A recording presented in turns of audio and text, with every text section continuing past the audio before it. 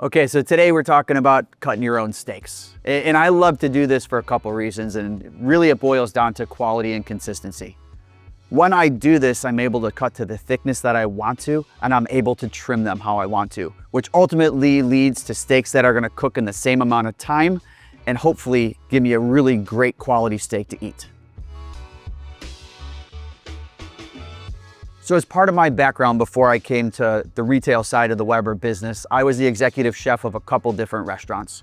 One of them where, as the chef partner, week in, week out, day in and day out, we cut all of our own steaks.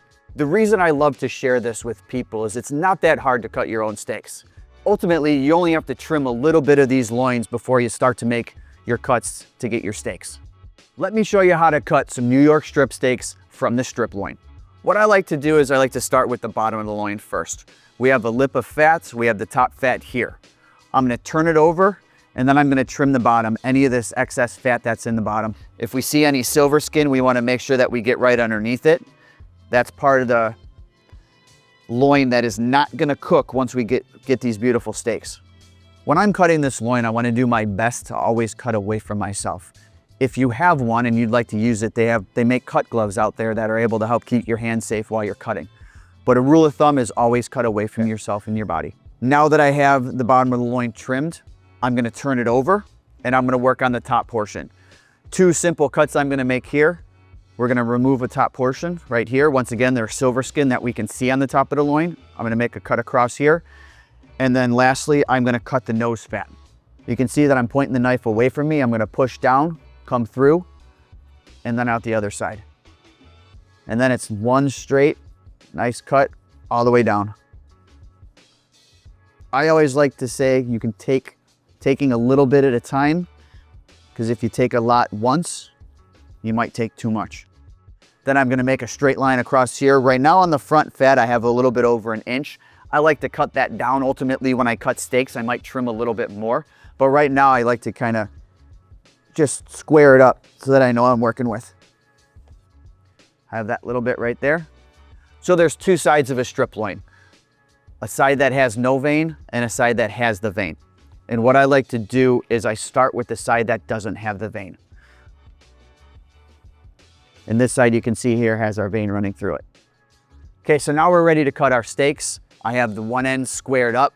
I like to use a caliper when I cut steaks. Little OCD here and there, but what it does, it allows me to cut the exact same thickness for every steak from end to end. And by cutting those steaks to the same thickness, I can assure that they're gonna cook in close to the same amount of time. So whether you're cooking 1 1/4, 1 1/2, or 2s, this is a great tool, costs about 15 bucks, but just helps you a little bit with some consistency. So then I'm gonna work end to end and literally just cut these. I'm not gonna do any trimming on any of them until I get the whole loin cut. When you're cutting steaks, you wanna make sure your knife is nice and sharp. It helps you get these beautiful cuts without seeing saw marks as you're cutting through. So I'm able to just kind of cut and make a nice, just pull towards myself.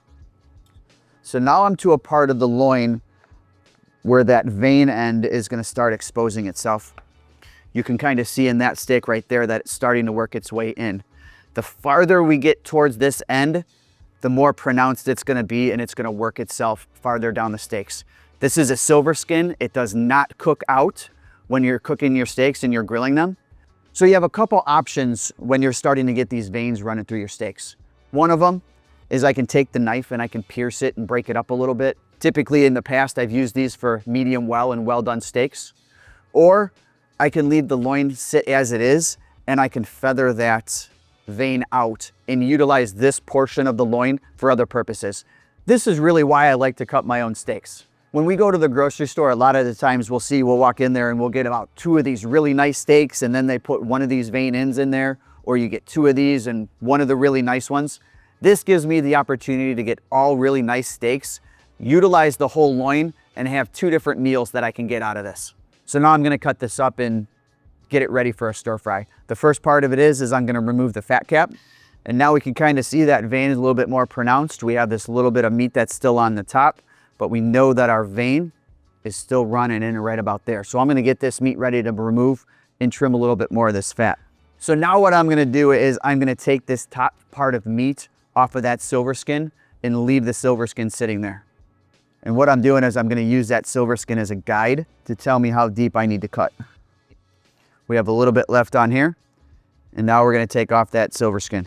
There we go. You can see that silver skin we have in there.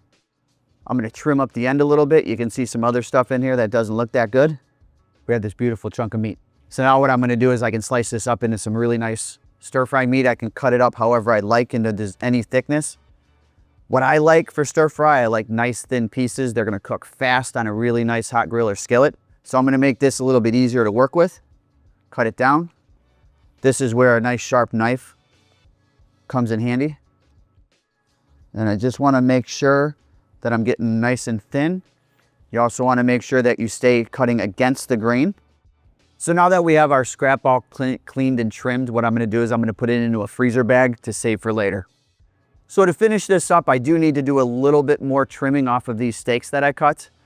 I like to cut that top fat down to about 1/4 inch, and then I like to look at the nose to see if there's anything there that needs trimming. You can leave more fat on, you could take more fat off. It really just depends on what you're looking for in your steaks. To me, that's a beautiful look in New York. I could take the top fat off of these while the loin is whole. I find it a little bit easier to handle these when I'm working with an individual steak to be able to get the thickness that I want.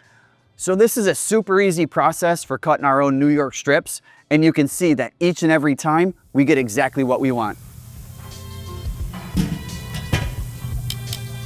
No way, really? So we got all that good stuff? We got all that. Spot on right there. Nice.